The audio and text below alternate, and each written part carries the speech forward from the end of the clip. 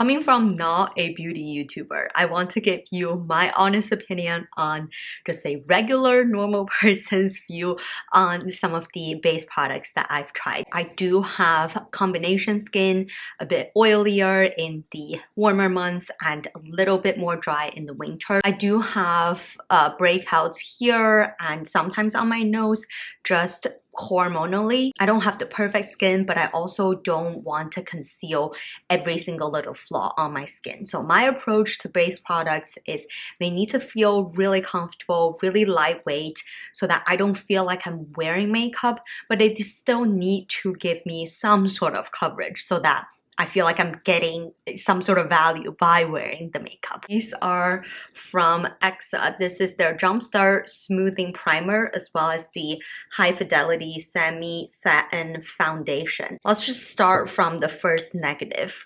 The pump doesn't work. I don't know why, but it takes me forever to get product out. So on the footage, you'll see that I just ended up having to like unscrew the top to get the primer out. And I've used the primer quite a few times, but I don't really think it does anything. I don't typically use a primer, so I feel like this is just not really a product that's even needed for me.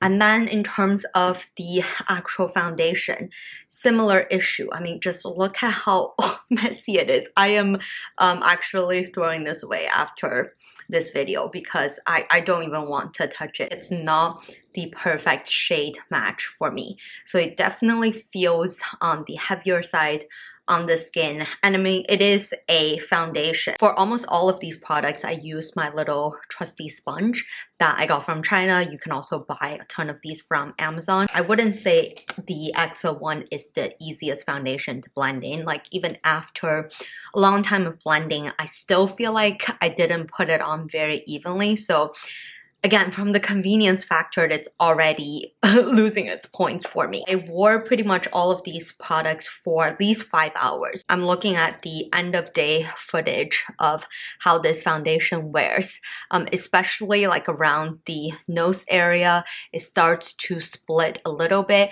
I wouldn't say it is bad in terms of how it looked at the end of the day, but I definitely felt like throughout the day, it just fell a little bit on the thicker side. The next product is the Ilia Super Serum Skin Tint with SPF 40. I have actually used this up and I do like, I wouldn't say love, but I like this product a lot. I mean, first of all, you do see it does get a little bit messy. I think a lot of people have talked about that.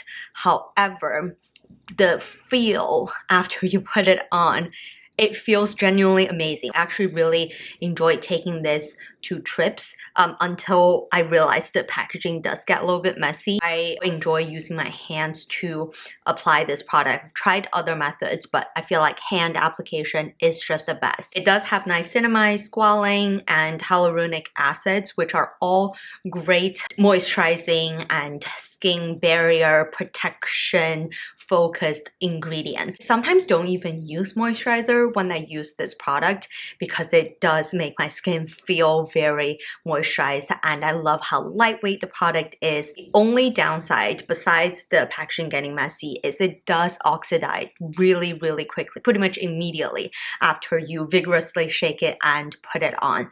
So you would have to go, I feel like even 2-3 shades lighter. This is ST9 Paloma. I could have gone 2 shades lighter. It also looks really nice and smooth at the end of the day. And around my nose area, it's not splitting or anything, and it still feels really comfortable. Genuinely, I didn't feel like I was wearing a base product, so I will repurchase this, but I will not take this on any trip because of the packaging, and I will definitely need to buy this in a couple shades lighter. This is another empty. It's actually the Glossier Stretch Concealer. Even though it's a concealer, I've actually used it more, pretty much just all over my face on the days when I want some coverage, but I don't want to feel like I'm wearing a full-on foundation. I know Glossier has their new stretch something foundation. I'm guessing it's like with the similar idea. I just really like how it also feels really lightweight. It does have, I would say, light to medium coverage. It's perfect for those no makeup days. If you just want to even out your skin tone, you are not looking for picture perfect coverage. And it actually has a similar effect to the Ilia skin tint for at the end of the day. Nothing is splitting, it still felt really lightweight. Next up is the Merit Complexion Stick. These, you can use them as your base product. You can buy darker shades to use them as eyeshadow, as your contour stick, which I do have a darker shade. I've actually used up another one of these already, and I think it is on the darker side. I should have stuck with the shade that I used up, which I believe might be one shade lighter. But either way, I like how easy it is, especially when you are traveling. You can so easily just swipe it all over your face, use your hand to blend it out. Or in the video, you will see me using a damp beauty blender, which I also found is a really comfortable way to blend it out. Because it's a stick product, it does take a little bit more warming up and blending to get it on the skin very evenly. But it also does have, I would say, pretty good medium coverage, the exact coverage I'm looking for most occasions anyway. It looked fine at the end of the day too. Again, very similar effect to the previous two products. Amongst the three, the Merit one is probably the most flexible in that you can use this every day. You can also take it onto trips very easily. It is a solid stick. It's not liquid, so it doesn't get, messy or anything, and it is a good price point. This is the L'Oreal Infallible Pro Matte foundation. I used to love this in my early 20s because I was looking for the heaviest coverage. I was looking for something that really mattifies the skin.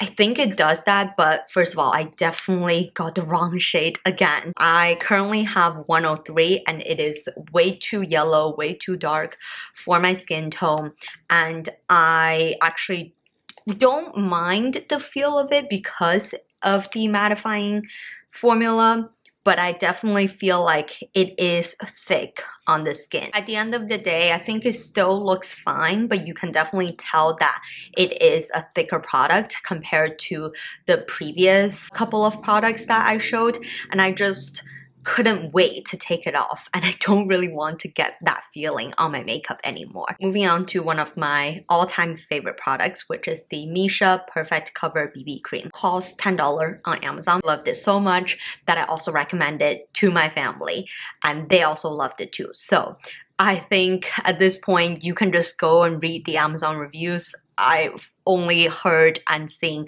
great reviews of this BB cream. It's also what I'm currently wearing. It feels like nothing on the skin, and it's also got SPF 42 PA+++. This is also the perfect shade for me. It's number 23. When you first put it on, it kind of looks a little bit gray, but once you blend it out, the grayness of the product immediately disappeared. And I love the packaging as well because the pump works great, and you can get pretty much all of the product in the tube. And it's also pretty easy to carry, to take it on trips with you. It's very easy to blend out, and even at the end of the day, my skin still feels really even. There is no breakage or split or anything like that. It just is an all-round great product, and just shows that in order to get great base product, you really don't have to invest in some fancy high-end product. I have three kind of powdery products. The first one is from a Chinese makeup brand called Judy Doll Soft and Velvet Matte Powder Foundation. Inside, it's got a mirror as well as the little pad that is really handy. I love taking this when I'm traveling because look at how compact and thin it is. So very, very perfect for traveling and even just touch up throughout the day, which is why I love this type of powder foundation products for the summertime when my skin is more naturally oily. Medium coverage when you first apply it, but I do feel like the product kind of slowly leaves my skin throughout the day. So if I don't touch up, then at the end of the day, it almost doesn't really look like I have much of a base product on my skin. So it doesn't really have the best lasting power. However, it is also very easy to just carry with you to touch up throughout the day. So in that sense, it's a very convenient product. Is it a must-have? I don't think so. Another powder foundation is from Doll 10, and it is their Super Coverage Serum Powder in the shade Fair Light. Now, compared to the Judy Doll, this one is much bigger, so makes it just slightly less attractive for traveling purpose. Also has a big mirror, and I have actually used quite a bit of the product in here. This one I think gives even less coverage than the Judy Doll, so comparing the two, I think this one's just a little bit more functional. You would need to just have a better skin condition to use these types of powder foundation products. This is the Chanel Compact. Now they have so many variations of it. I don't even know if they still have this exact variation because I got it in the Japanese airport, so I don't know if this is like an Asian version, but it is in the shade 30 Natural Translucent 2. So also comes with mirror. It also comes with like a little pad.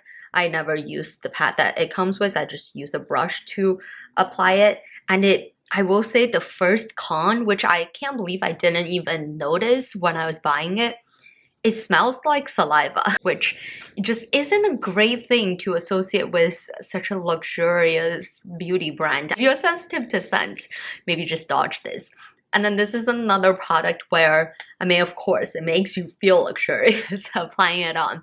And it is really fine in terms of the powder. I mean, out of the three, you could really tell that this is made with better quality powder, but also it doesn't really have a coverage. More of a, oh, I just, you know, have a little bit of oily spot on my perfect skin. Let me just gently, you know, dot it off type of product. So I would not repurchase this. I mean, to be honest, a big reason that I even bought this in the first place is it was duty free at the airport and I love the packaging. So I thought, oh, maybe it would be great to bring throughout the day for touch up, which I might actually just use it for that exact purpose. Even though at the end of the day, it still keeps the somewhat even skin tone on my face, which I appreciate. Maybe because the powder is a bit more fine, they just stay on the skin a little bit longer, and I guess that's what you're paying for, but it's like not cheap. The one product that I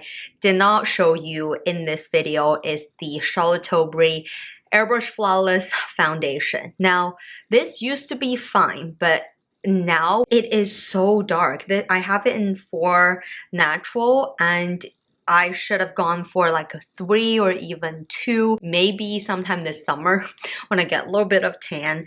And I've also had so many Charlotte Tilbury products, I will just do a full face Charlotte Tilbury little makeup look. This is still more of a heavier foundation product. It does give a great coverage, but ever since I discovered the Misha BB cream, I genuinely don't have any desire to use any other product in my collection. Let me know in the comments what's your favorite base product.